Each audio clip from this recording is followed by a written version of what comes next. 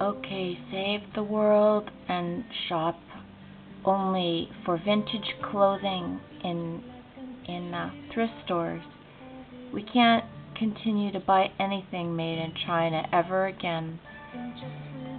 This is an example of clothing hang 10 in the 1980s, maybe early 80s. But this is the kind of clothing you want, tight at your waist, with an electromagnetic ability for a pocket of air between your skin and the clothing. It should be movable, not this sticky, stretchy shit. That's why everybody is overweight and malformed and wobbling around everywhere. Waddling. They're waddling everywhere.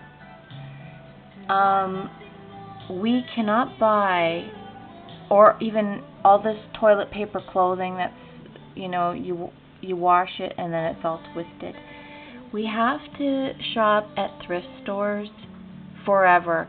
There's such a glut of clothes out there now that there's documentaries about it, that it's the second biggest polluter in the entire world, and nobody even wants second-hand clothes anymore. Like they're filled with all these Nygaard clothing, all his evil clothing lines that are wicked, absolutely wicked. In the early 80s, this kind of clothing would be stuff that your own mother or grandmother would pick out for you, and it's just ridiculous because unfortunately, people can't see the difference, or they just don't know what to do because there's no choices, because people buy their clothes now at your superstore or Costco. And it was never that way. We had small boutiques, but the only thing we can do is we're never going to make China into a manufacturer ever again. That country has got to heal. I just heard that they want to buy Pakistan and build a above ground highway over there.